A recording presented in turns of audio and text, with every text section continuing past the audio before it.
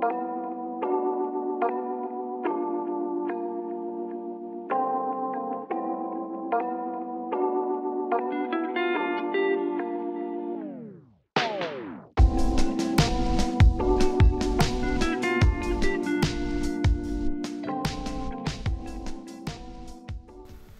skies and sunshines, guaranteed do. You gotta dig. Hey guys, welcome back to the Bucket Think Tank for another round of comic chat. We have a Gotham War video today because, well, 3 issues happen to come out. By the time we're doing this recording, Tuesday has already come about, so the new issue of Batman came in, and so I figured, well, you know what? Let's just do all 3 and go from there. Our Funko of the day sadly has nothing to do with Batman, which I should have really considered doing. I really should have done that. Fire my publicist. Get me a publicist to fire. So our Funko today is Tiana. Yes, I love Princess and the Frog. I don't quite get the argument that there's a problem with it because she's a frog for most of the movie. To me, it just sort of doesn't hold water because it's still a great movie. It's like the last great movie made in the style of the Disney Renaissance. But, yeah, we're not here for that. We're here to talk about the Gotham War. So anyway, our first part of this is the Red Hood tie-in. Now, what's funny is, I believe, if my memory serves correctly, this came in after the Catwoman one, but I think to tell a more cohesive story, it's best to start with the Red Hood one. So, we start off with 2 weeks ago, 2 weeks before this all really sort of started. Alright, Jason is trying to find the Joker. So, for those of you that don't know, Jason Todd, the second Robin, was killed by the Joker, if you didn't know. Some of you probably don't. It's fine. And he came back courtesy of insert reason here, Lazarus Pit, Superboy Prime punching a thing. It just sort of goes all over the place. But that doesn't matter. He came back, reinvented himself as Red Hood after sleeping with Talia. It was weird. It was unnecessary. All it did was make Talia al Ghul messy. Anyway, so one of the things he's always wanted to do is kill the Joker, and he's very bad at that. Very bad at it. So anyway, so he's trying to figure out which one of these henchmen knows where the Joker is. Selina at some point is able to find him. Hey, that guy doesn't know what Joker is. Pretty sure he doesn't. But I have a plan. Alright? So, and what I want to do is, I'm holding a meeting to explain what that is, and we'll go from there, and we're going to take henchmen off the street, teach them to be thieves, and what that means is, for you, is there'll be fewer people around the Joker, so it'll be easy for you to take out the Joker. That thing you're not very good at, Jason. Alright? And he's like, oh, okay, fine, whatever. So, if you recall, in the beginning of this whole thing, Selina does have that meeting, and she does say, hey, this is what I'm doing. I'd like you all to not interfere with this. And for the most part, everyone's like, bad idea, shouldn't do it. Steph is like, well, they'll be independent. Duke is like, well, it's not a life. It's just some jewelry. That's not the same thing. Tim's like, I'd like to see the data. And not much more from that. Bruce is like, you must be outside your mind. And goes from there. So, Jason's like, there's some merit to this. So he goes off. And recall last issue, they had a huge fight where Bruce put the hurt on the entire Bat family minus Damian. And we went from there. So now we're in the present day. Jason's like, so, alright, maggots, you all think you're qualified for this. Alright, I don't trust any of you because you used to be criminals. Not just criminals, henchmen, the lowest form of criminal. You were the Team Rocket grunts, alright? You were the Team Rocket grunts, the Team Magma grunts, the Team Galactic grunts, the Team Plasma grunts, even the lowest life form, the Team Flare grunts. Alright? So anyway, I'm here to whip you all into shape, alright? And he's like, I'm going to break down every bad habit you got and build you back up into something capable. Something that can handle this. One of them says, we ain't able to go toe-to-toe with Batman. He's like, no. No, you would sit. No. What is wrong with you? You will not be able to handle Batman. So, he's like, so here's some advice for you, alright? If you ever come face-to-face with Batman, here's what you do. This stance is going to help you, right? You spread your legs, put your hand between your legs, and kiss your bucket by, because you're done.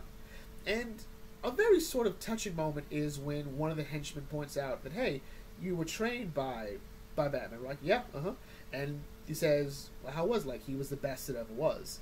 I'm like, that's a great moment because you don't get a lot of Jason talking highly of Bruce. They're very ideologically different from each other. This is why it's believable people to believe he would side with Catwoman on this. So anyway, there's a conversation at a bar like, hey, let's talk, see what's going on here. And what he wants to know is where the Joker is. Because these henchmen, at some point, they did work for Joker. They currently recently work for Scarecrow. So there's got to be some leeway. Maybe they've heard something, maybe they don't. Jason does not really trust these people. So like, come on, I know what's going on. So he sort of leaves them a task where he has them, hey, the final test tonight is you're going to fight those thugs. Alright, and by fight, I mean you're going to let them beat you up and you won't fight back. And it goes from there. It's really interesting because it also delves into the fact that people don't know exactly who Jason is specifically, or they don't quite maybe connect the dot. That, oh right, this is the one that Joker killed. And it's like, oh, awkward. There's a conversation that Selina has with him about, like, this is exactly what you've been doing here. You've been trying to interrogate these people. You haven't really been part of this. You're just here to get information about the Joker. And I'm thinking, wasn't that legitimately the conversation you had about this? Or rather, really, Selina's agreement was, hey, you agree to this, and that'll take away more manpower from the Joker. She didn't think that he would start, interrogating these people, which to me doesn't make sense. But anyway, that night, one of the henchmen, Bash, is sleeping and is visited by Scarecrow. And gets the old fear toxin, and he's, by default, is not doing well. He's freaking out, he thinks Scarecrow's out to get him, which, to be fair, is probably accurate. So, he runs off, they trigger security, he's got the gun out. Jason pretty much intimidates the guy like, hey, look, you don't want this. You don't want the smoke. Oh, I'm wearing this because my actual coat is at the cleaners. But anyway, he points the gun at Red Hood like, so, here's what happened. I don't kill cops, but I will hurt them. I will hurt them. You'll be in the hospital for a couple weeks. You want some bed rest? You want a couple days off? Go ahead. But I'll tell you what, the cameras, they're down. No one will know this happened. Alright, so you just walk away. And dude's worried about his job. Like, hey, you promise no one's going to know about this. Right? Because he does want to do his job. He just doesn't want to get hurt. And so like, hey, man, you're good. And this should all be fine. But what happens? Bash freaks out, hits the guard in the head, and then he points the gun at Jason like he was sent by Scarecrow. Scarecrow's going to get us. And I'm like, dude, that's not what's going on here. And, well, it escalates. Jason is pissed because, hey, no one was supposed to get hurt here. And he starts beating him. I said, no guns! I said no one was supposed to get hurt! As he proceeds to hurt Bash. It's hilarious but sad at the same time. So, Jason says, alright, you both have failed.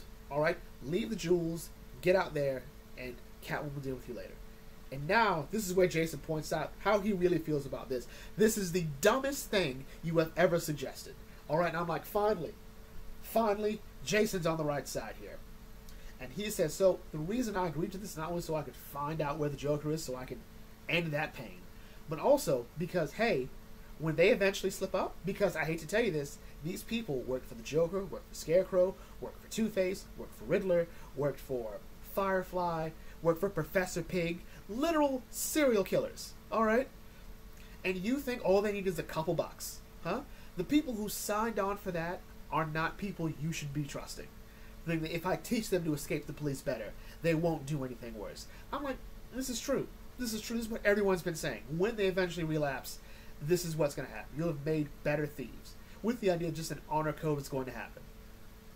So he's like, you know what? Yeah, I'm just gone. And later, Jason returns to Bash's place to figure out what's going on. And, well, he finds Bash has been killed, and courtesy of the Scarecrow. And it's like, oh, this is about to get way worse. And then we cut to Catwoman issue 57, All's Fair in Love and War. So this is our first Catwoman tie-in to Gotham War. And honestly, I think it's a good insight into Selina's head, but I think either Teenie Howard or Zdarsky, or both of them have missed a point here, or missed an opportunity here.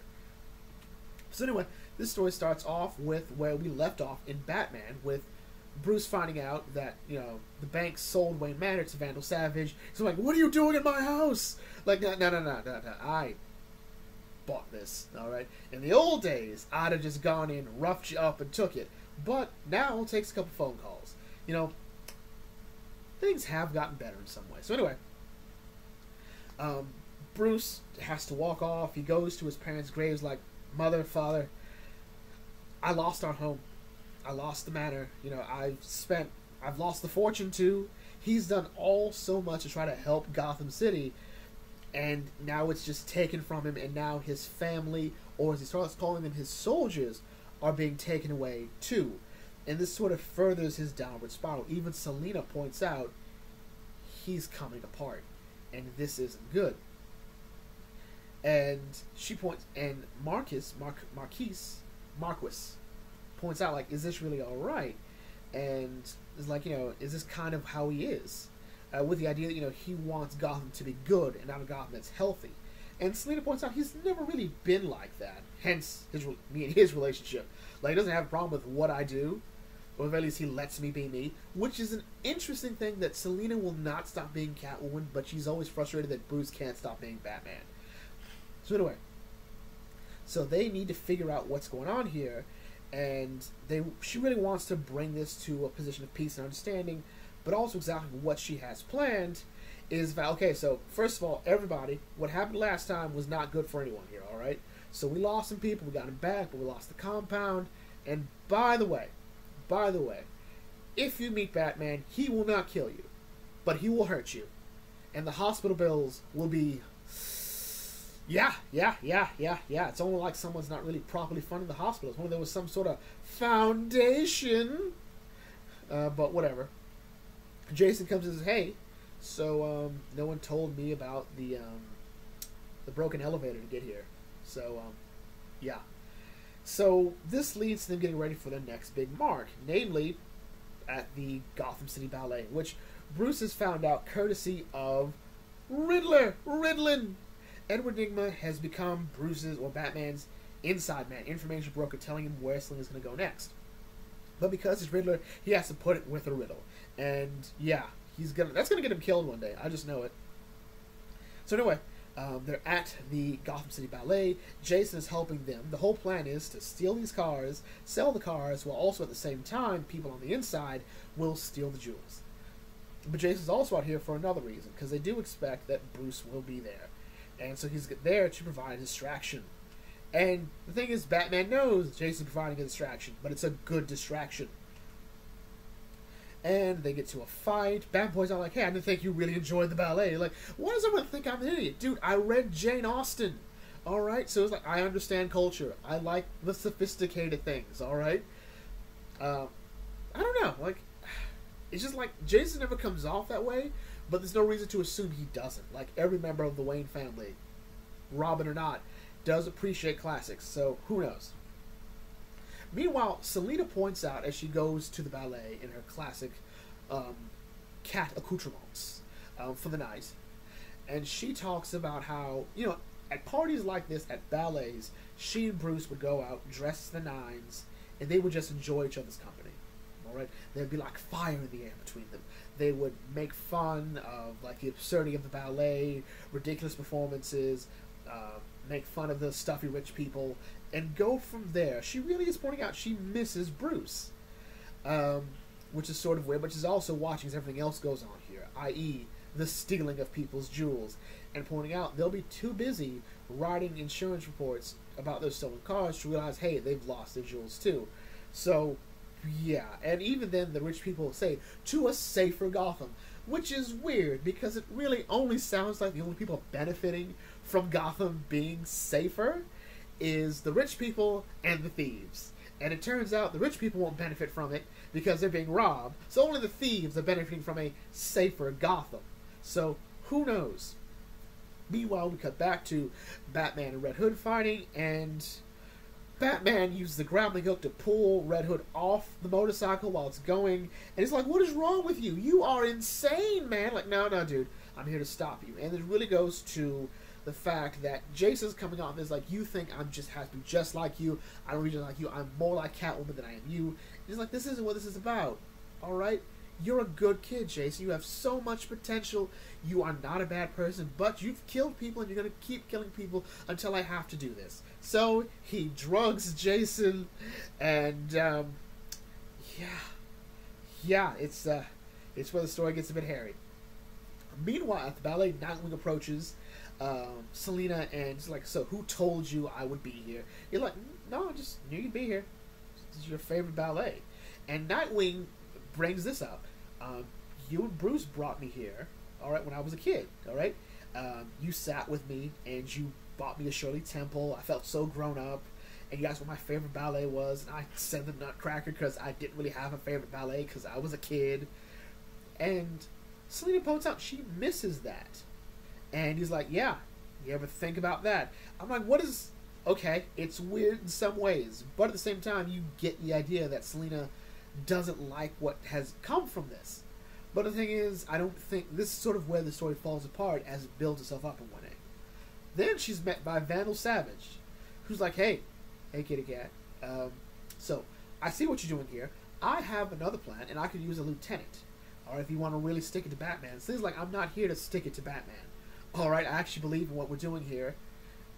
And, yeah, it's sort of weird that way when you think about it. Selina's saying this isn't personal, but if we just read the first part of this, she made it sound very personal. Alright? And then it turns out, Jason wakes up as Selina's trying to contact him, and Batman turns it off. He's like, what did you do? Like, what I felt I needed to do. And he's apparently, whatever he put inside Jason is messing him up. So Selina's freaking out looking for Jason, because if Jason dies, Bruce will never forgive her. And let's point this out. There'll be no going back for any of them if Jason dies. If any of those Robins die, if Batgirl dies, if Duke dies, there'll be no going back. And then Selina mentions the fact that, with her team, like, Eiko and her have an understanding. Dario has her hearts, and Marcus has been there since she was in jail. I'm wondering who the hell Dario is and why he has her heart. I'm like, what is this? Like, are you secretly pining for Bruce, so in love with him, but still in a relationship with some other dude? Like, what is this? I don't get this. Anyway, so this is where the real twist comes in. So it turns out Marquis is actually Vandal Savage's daughter.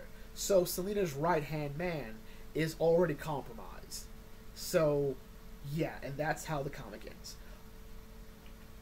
Next we have Dawn of DC Batman 138. So this is where the story gets weird again, but it's important to note where Batman is mentally in this, because it's interesting. And the story goes from being stupid in some ways to somewhat fascinating as to how far Batman has fallen, as well as where this story messes up. So anyway, we get a quick talk about Vandal Savage and his story. For those of you that don't know, he's a caveman from way back in caveman days. And then some rocks, hit the ground. He got near it, made him intelligent and immortal, and he's been trying to find the other ones. Even with Ra's al Ghul, has apparently been affected by them. In part, those stones may have affected Lazarus Pits, but as it points out, his immortality may be fading, and possibly his intelligence.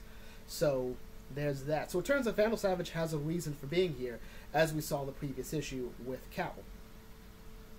So currently we cut to Bruce and Jason. Apparently, Bruce had developed something a couple years ago when creating his Batman Z persona. And what it will do is whenever Jason gets that dash of adrenaline, instead of acting the way he normally does, he will then be essentially paralyzed with fear. It's kind of messed up here. But what he's pointing out is, you're a danger to yourself and others, Jason, and I want you to be safe. So I've created a new life for you in Metropolis, a whole new identity, and you'll all be set here. This is a gift. Alright? And you should honestly be in prison, but this is the best way to save you from yourself. And Jason points out, this isn't you, Bruce. This isn't who you are. And he points out who's going to save you from yourself. And Bruce doesn't have a response. Meanwhile, Nightwing has apparently realized things have gone too far. When he figured this out, I don't know. Maybe it's when he put the hurt on all of them a couple weeks ago. Who knows? He's talking to Barbara, says it's time. So, he goes into the Bat system. So, Nightwing has, as the first Robin, as possibly his most dedicated soldier, at least someone he trusts unequivocally, has the authority to shut down the entire Bat system. Alright? If it ever feels something has gone too far. So, which is weird because that's also what the failsafe protocol is. So, I don't know. Weird. But anyway, as he goes in, get ready to do this, Damien comes and says, you are not doing that. All right, whatever stupid plan you have planned, whatever my father said you could do, he did it before he realized I was here. So we're not doing it. So it's a fight. Then Tim comes in like, nah, I got him. I've been waiting a long time to beat his ass again. All right, so we go from there. We then cut to Selena talking to Marquis, who, remember, is Vandal Savage. And she's talking about the fact that, they're wondering what Jason is like. Do you think, they took each other out? So he's like, no. Jason's good, but no. There's no way. No. Batman's already beaten him up if that's ever the case. So she's like, look, I'm pretty sure I can find him. Just give me a second. I'll find him if he's out there. So Selena's like, oh, okay. I'm not sure if Selena's starting to realize something's going on here, but whatever. Meanwhile, Nightwing's going into the Bat Box, getting ready to shut it all down, giving the oath that he swore to Batman when he became Robin. And lo and behold, here's Batman like, hey, man, so you remember the oath? It's nice to know you remember the oath, because it doesn't seem like you have. And it leads to the fight. And on one argument, you can sort of see why Batman's questioning, do you really believe in the oath? Because you are being okay with Selena stealing from people. In other words, I'm not saying it's bad that there are fewer murders, but you cannot then replace it with a literal thieves guild. Alright? You just can't, alright? You can't say certain crimes are okay and just be complicit in them happening. Because when Stephanie Brown said, hey, look, I saw some thugs breaking into a criminal's house, and I just let it happen. I'm like, oh, nothing about this makes sense. Alright, so Bruce has a point, but Nightwing is also pointing out, you are not you right now. You are just acting crazy. Alright, so we have to find a way to fix this, and Batman's not hearing it. And this is where Nightwing this is like the one bit of Nightwing dialogue that doesn't quite work. I'm not gonna let you do this. I'm not gonna destroy the peace Selena's built. I'm like, what? Peace? There's no real peace if theft is going around. Alright? So it just sort of leads on to more shenanigans. And, let's go back a step. Bruce hit Dick with a car door, and I guess he's alright. But then Tim comes in, and Tim comes in like, look, the reason I became Robin was because you were going down a dark place. Alright, so I'm here again to tell you you're going down that place again. And technically they're alright. So anyway, he comes in, Batman gives Tim the rundown, and he's like, you know what, fine. You all are going to learn right now. You think I did all this to keep all of you, to keep myself safe? No. But before that can go further, Dick finds out through the Bat Box what he did to Jason. And so the hurt starts to come through. He's like, you crazy, psychotic, what's wrong with you? Starts punching him. Tim, like, you gotta stop. This isn't how we do this. And again, Batman's had enough. Like, you don't get this. Maybe I've protected you all too much. Alright? You think I did all of this to keep myself safe? No, this is about keeping you all safe. Always like, but fine. Maybe this will help you all understand what's going on. So he puts him in a net and leaves him for the police. He even leaves Damien. And that's when they all realize something really is wrong with Batman. And so they're like, we gotta go. We gotta figure out what's going on here. So, meanwhile, Jason is in a room, and he is freaking out.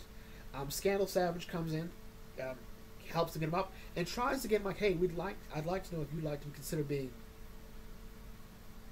immortal. Huh? Immortal? Huh? The problem is, though, Jason's already got that whatever drug Bruce put in him, so he's even too afraid to move. And Vandal Savage is like, well, this is dead, and goes off. So, meanwhile, Bruce is sort of freaking out. The Batman Z is still talking to him. He's like, you know what, that he's had no real control, and then take control. Or he's talking about really what's going on here with the loss of his family. Like, maybe he's better off here. Remember, the purpose of the Batman persona, Batman Z, is pure Batman. And pure Batman feels he's better off alone. He doesn't need the Robins. He doesn't need soldiers that won't focus. And that is the key word there, soldiers. In the beginning of the story with Failsafe and Batman Z coming to help out, he kept referring to Tim as a soldier. And what did Bruce say? He's not a soldier, he's my son. So the real disconnect, the Bruce Wayne Batman views all of the Robins as his kids, and he stopped calling them that as it goes further down. because we all know something's gone wrong with the Batman Z persona after that whole travel through the multiverse. So, yeah, as he's trying to figure out what to do, Selina comes up going, Bruce, we need to talk. And then we cut to Ra's al Ghul talking about the meteor stone that hit, and how it's gone into different gems and different pieces of jewelry that's been gone off to the rich and powerful as time goes by. And he was trying to get one from Ra's al Ghul. Ra's wasn't giving it, but Ra's al Ghul's now dead. So Vandal Savages is here to present that. And this actually looks like it took place in the past. I mean, this whole thing, because now we see Vandal Savage naked in presumably in the Batcave, probably in the Batcave. He seems to have reverted back to an almost caveman-like state. And Vandal Savage here, like, hey, look, I got the gem because Ra's is dead. Like, good. So now I begin our war. And it's a weird moment here because I think these speech bubbles got mixed up. Because Vandal Savage is telling Vandal Savage, like, hey, you're not a disciple of Catwoman. You're the League of Shadows. Like, wait, shouldn't he be saying that to her?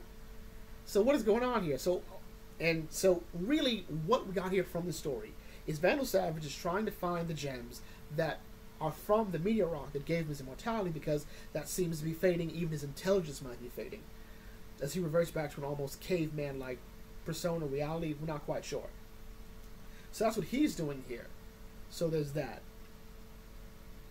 Ultimately, this story is interesting and flawed in some ways. We don't get enough of Batman actually doing stuff that justifies people going, Bruce isn't in his right frame of mind. Granted, what he did to Jason is still messed up. But I'm not quite seeing it, because remember, for the most part, most people automatically agree with Bruce. This was stupid, alright? Training henchmen to steal and be better at it, to better avoiding cops, better avoiding Batman, is not good. The idea that, these all just have an honor code is going to fix the problem is ridiculous. Jason pointed out in his book, his little tie-in, that, hey, these people worked for Scarecrow, they worked for Two-Face, they worked for Professor Pig, they worked for Joker, and they were okay with the messed up stuff they did. Most of us have all played Arkham Asylum. We've heard those henchmen talk. Alright? Some of them, some of them just want some money. Some of them just want to be able to pay their bills, look after their kids. Sure, there's a small percentage of that. The rest of them, though, are just messed up people. So, yeah, weird that we're going this route. And we don't see any group that really reinforces Selina's perspective. We just hear like, Gotham's safer, Gotham's safer. Rich people apparently don't know they've been robbed. Alright, so weird. Even more so when Jason tells Selina, hey, Bash almost killed a cop, and she's like, well, at least it wasn't somebody innocent. I'm like, that is so stupid. That is so, like, show your actual argument here, that these rich people don't deserve it. Show the argument that these specific cops are terrible. Okay, and that isn't a critique of the police, but it's like, hey, he's a cop, so he must be terrible. I'm like, well, you don't know that. And had Jason not been there, Bash would have killed that cop. And then what? What is Selina do then? Alright, how's she going to defend that to Bruce? Alright, or any of them, once that happens. Overall, though, I still find this story interesting. Bruce's declining state, the influence of Batman Z. Alright, the stronger persona keeps pushing himself further and further into Batman. Can Bruce resist the temptation of the ultimate Batman when the rest of his world is falling apart? Zdarsky's Batman run has been met with a lot of criticism. Alright? Well, maybe not a lot, but some people I've listened to seem to point out this isn't a really great story. But I think what we're missing here is that this story here is the backdrop. Like, this actual Selina and the Thieves Guild thing isn't really the actual story here. What it is Bruce's mental state. Crippled with his age and his surrounding home life, which keeps deteriorating, and now his family's left him. He's starting to realize all he has left is Batman. And again, with this stronger Batman Z persona, it's easier for him to lose sight of being Bruce Wayne and what Bruce Wayne means. Because again, what is Bruce Wayne without Wayne Manor? What is Bruce Wayne without the Wayne fortune? What is Bruce Wayne without Alfred? And now his kids have taken positions against him. Alright, family doesn't do that, especially not on this level. So now Batman Z's like, well, they're not your family. They're soldiers. And if they need their general, if you don't want to do it, I'll do it. Let me in. And slowly, Batman Z is working his way in. The question is, how are we going to stop him? And what is Selina going to do about this growing group of Batman villains who are like, you know what? We need to do something. We've lost a bunch of henchmen, but what if we all just work together ourselves, huh? Rolled up our sleeves and did this ourselves, huh? A little fear talks, a little fire, a little Mad Hatter attack, you know. Show what happens when we do it ourselves. So yeah, that's enough of that. Anyway, with that, mine brings to a close. If you're new to the Bucket Think Tank, feel free to like, comment, share, subscribe. Check out some of my videos and I'll catch you all later. This is Bucket Think Tank signing off. Thanks for watching. As always, may your fandom serve you well.